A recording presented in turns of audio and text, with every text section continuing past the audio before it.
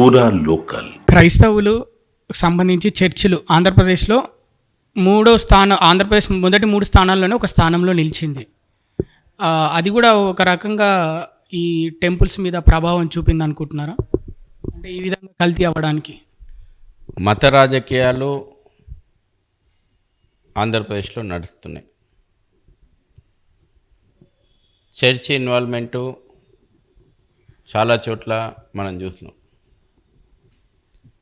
అనేక మంది చర్చి ఫాదర్లు మీటింగులు పెట్టేసి జగన్మోహన్ రెడ్డికి బహిరంగంగా మద్దతు ఇచ్చినటువంటి సంఘటనలు, అనేక మంది మౌల్వీలు ముల్లాలు మీటింగులు పెట్టేసి ఓపెన్గా ఫత్వాలు జారీ చేసి జగన్మోహన్ రెడ్డికి ఓట్లేయమన్నటువంటి సంఘటనలు మీడియా ద్వారా మనం చూసినాం. ఓపెన్గా మత రాజకీయాలు నడుస్తూ ఉన్నాయి, అప్పీజ్మెంట్ పాలిటిక్స్ నడుస్తూ ఉన్నాయి. అందుకని ఇప్పటికి కూడా నిన్న డిప్యూటీ సీఎం చాలా మంచి స్టేట్మెంట్ ఇచ్చిండు పవన్ కళ్యాణ్ గారు. నిజంగా ఇవాళ ఒక చర్చి విషయంలో ఇటువంటి వివాదం నెలకొంటే, ఒక మసీదు విషయంలో ఇటువంటి వివాదం నెలకొంటే ఇట్లా మాట్లాడేటోళ్ళ రాజకీయాలు. మరి ఎందుకు ఇప్పటికి కూడా హిందువులు ఏకంగా కాలేకపోతున్నారు ఈ మ్యాటర్లో? ఇంకా అంటే ఏదో ఒక వెలితైతే కనిపిస్తుంది. హిందువులు ఇంకా ఏకతాటి పైన రాలేదు అని క్లియర్గా స్పష్టంగా తెలుస్తుంది. కారణం, దీని వెనకాల కారణం ఏంటి? కారణం ఏం లేదు, హిందువులకు సహనం ఎక్కువ, ఓపిక ఎక్కువ. లేచి రంగంలోకి దుంకితే మాత్రం సింహాలు, అప్పుడు ఎవరు తట్టుకోలేరు. చరిత్ర ఇది, చరిత్ర. పడతాం, ఓపిక పడతాం, సహనం పడతాం. ఈ ప్రపంచంలో అన్నిటికంటే భరించేటువంటి గుణము, సహించేటువంటి గుణము, క్షమించేటువంటి గుణము హిందూ సమాజానికి ఎక్కువ ఉంది. అదే సందర్భం లోపల ప్రపంచం లోపల పోరాటాలు చేసి, త్యాగాలు చేసి, బలిదానాలు చేసి, వీరోచితమైనటువంటి యుద్ధాలు చేసినటువంటి చరిత్ర హిందూ సింహాలదే. అందుకే మనం ఇన్ని వేల సంవత్సరాల దాడులను తట్టుకున్నాం. గతంలో తట్టుకున్నాం. గతంలో ఇవే కుట్రలు నేను చెప్పిన కదా, మొఘళ్ళు, గజనీలు, గోరీలు, తుగ్లకులు, ఆదిల్షాలు, బాదిల్షాలు, ఇవన్నీ తట్టుకొని వచ్చినాం మనం ఇక్కడికి. అనేక దేవాలయాలు ధ్వంసం చేసిండ్రు.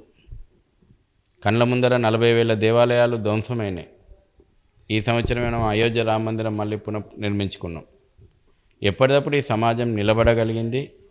ఈ ప్రపంచంలో ధైర్యవంతమైనటువంటి డిఎన్ఏ, ఒకవేళ డిఎన్ఏకు ధైర్యం టెస్ట్ చేయాలంటే నిజంగా చేస్తే ప్రపంచంలో ధైర్యవంతమైనటువంటి డిఎన్ఏ హిందువుదే. కాబట్టి నేను ఈ ప్రభుత్వాలకు చెప్తా ఉన్నాను, హిందువుల సహనాన్ని పరీక్షించకండి, హిందువుల ఓపికను పరీక్షించకండి, పదే హిందువుల యొక్క విశ్వాసాలను గాయపరచకండి. అందుకే ఇవాళ ఎందుకు డిమాండ్ వస్తుంది?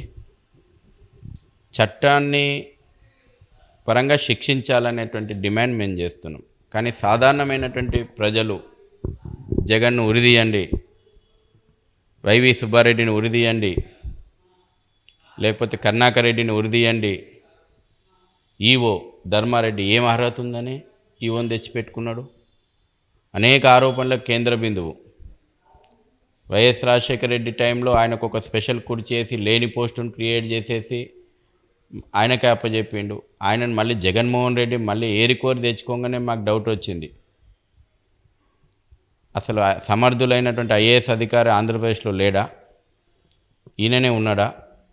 ఏరికోరి తెచ్చుకున్నప్పుడే మాకు డౌట్ వచ్చింది. కాబట్టి ధర్మారెడ్డిని ఉరిదీయండి అని ఎందుకు ప్రజలు డిమాండ్ చేస్తున్నారు?